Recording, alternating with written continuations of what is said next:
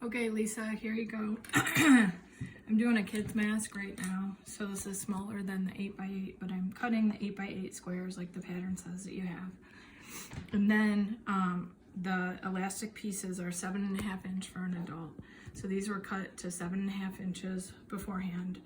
And then I do a small zigzag stitch here, about a 1/2 inch down and a 1/2 inch up from the top and bottom.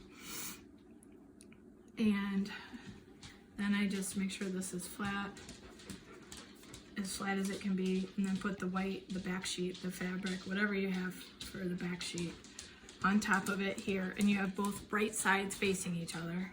So the side, because we're going to turn these inside out like a pillowcase sheet. So this is the right side, and then we'll just say that's the right side, but it doesn't really matter. So they're facing each other. And then when I'm sewing, so those are zigzag stitches to sew the elastic in. And then I come up here and I have a straight stitch, and I like to use the rolling hem attachment, or blind hem stitch, I think is what it's called, because that is better for even stitches and straight stitches. Hey, pause it for, I'm back. So, and I like to put my needle over here. Landon, can you zoom in so she can see like at this angle? And that way it helps me to show edging wise where I'm at. And the needle's right there. And then I go forward, back, lock the stitch, and then forward again. And then come around here. And then to make sure you're locking your stitch in, I went just a little too far. You want to, so you turn it, and when you want to make sure you're getting over your stitches, otherwise the elastic may potentially pull through. So over the zigzag stitch that you already did. And then you're going to continue to sew around the whole square. And the blind hem foot helps to keep it really even and straight stitching. It looks better. It doesn't really matter now when we're doing the inside of the pillowcase stitch, but it looks better on the outside.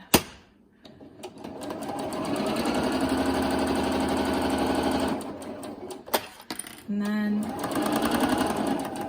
when you're coming around this last curve, you're gonna save about a 2-inch gap here so that you can pull it through for the pillowcase. And then I'm gonna go back to lock the stitch and then forward again.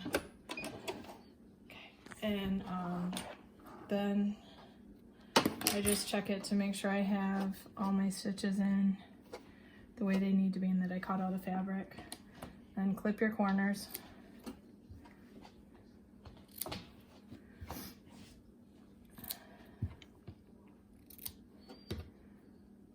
Trim your hems. And then you're gonna pull it through like a pillowcase.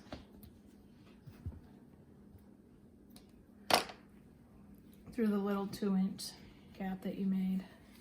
And then we're gonna, as soon as we have it all pulled through, we're gonna go over to the ironing board and iron it flat. Okay, so when you pull it through, it should look something like this. Grab your iron and give it a little blast of steam to sort of set it in. I just started warming my neck, so it doesn't want to steam yet, but you get the idea. And it just helps to press it, and so then you can go over. And so about a 3/8, come over here, about a 3/8 inch hem. Okay, so now you're back at your machine. And then I do roughly around a 3/8 inch hem because I'm gonna put wire in.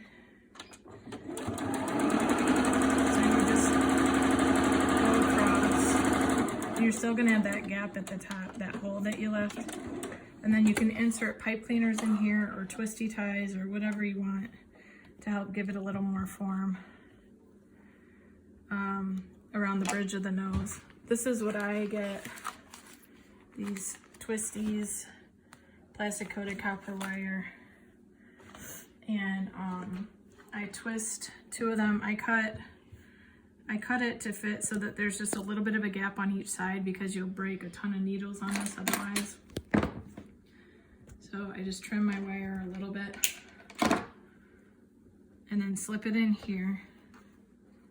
And then you're gonna seal up the top. And I put the wire all the way up to the top here at first when I'm sewing, because otherwise it kind of moves your needle all over the place. So then just a straight stitch again, locking the stitch in place, reversing it, and then going forward just straight across. It can act a little wonky sometimes with the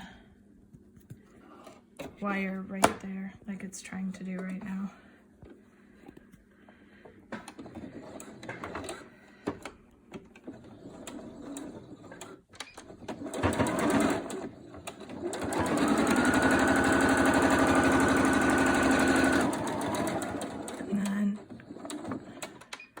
That's where your blind hem foot really helps, just give you a nice, decently straight and even stitch. And I'll clip all these wires better, or strings better later when I'm not filming for you, so it doesn't take as long. But then you have your nice wire in here that bends over the bridge of the nose. And I twisted 2 of the twisty ties together because the one was pretty thin.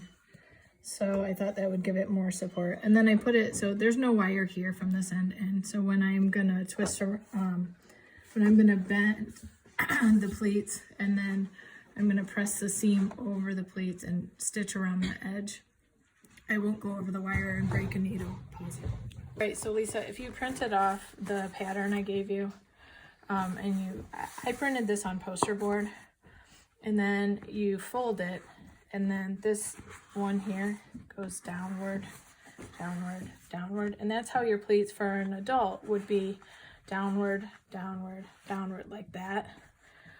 But for kids, I have found that I just start here on the second pleat, and that works really well. And I go down like that, and then give it a burst of steam.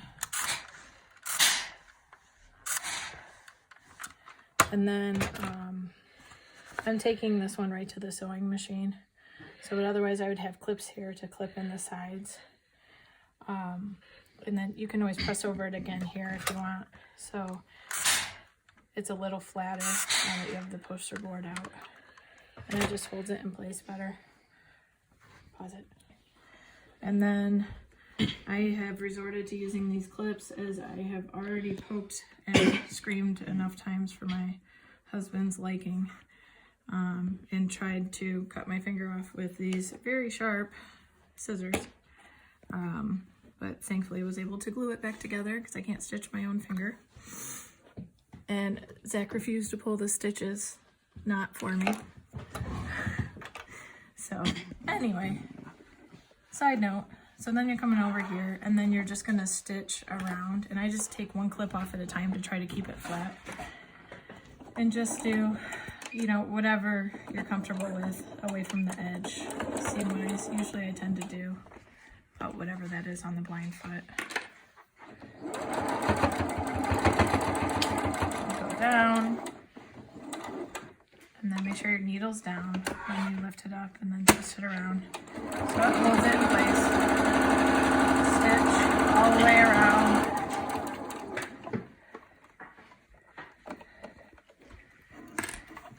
Same thing, needle down, twist up and around, and then really hold this. This is sort of a pain to go over it in this direction here, but I like it because it gives more of a continuous one stitch all the way around. If you need to break your stitch and go back down the other way instead of going upward against the pleats, that's fine. I just find this looks nicer. And then I'm reversing over everything again, and then that's it. You cut all your stitches and you have a nice mask with the wire in the top. Hope this helps. Let me know if you have any questions.